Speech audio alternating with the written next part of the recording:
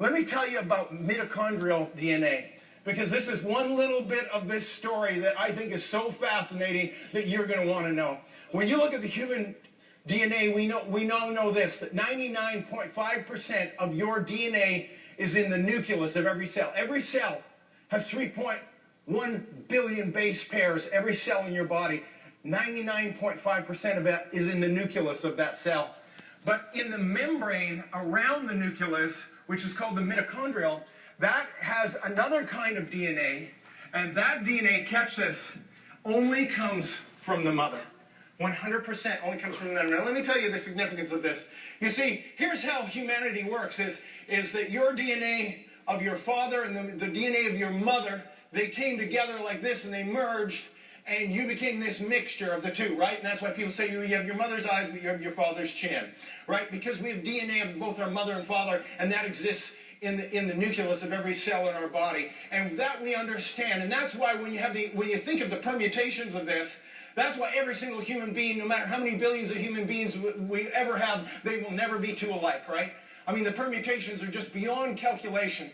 And God in His wisdom has done that and created every single one of you as individuals, uniquely created in His design as He planned. But then, also in God's wisdom, and this is what Francis Collins points out, is that He gave you this mitochondrial DNA, which only comes down from the mother.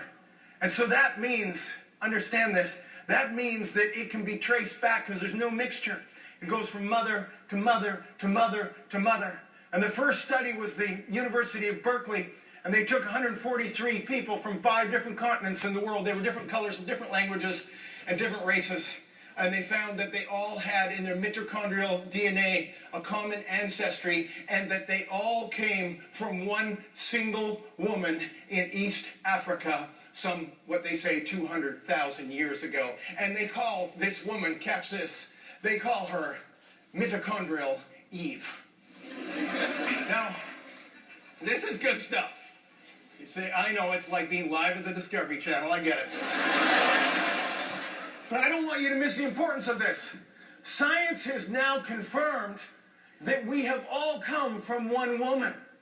Do you understand the importance of this? This is not what the theory of evolution is all about. The theory of evolution is all these strands and streams and different things going off in different ways, and I came from here, and you came from here, and he came from there. Not so. Every race, every culture, all boiled down to one woman, her name in science called Mitochondrial Eve, which means this: there was a mitochondrial atom. If there was one woman, there had to be one man somewhere. All of a sudden, the story of the book of Genesis is beginning to play out in science. You say they got it wrong. It didn't happen 200,000 years ago. Well, they've already changed that a couple of times. They're already down to 100,000 years. It may be just a while before they get down to 6,000 years or 8,000 years or 10,000 years. I don't think that matters.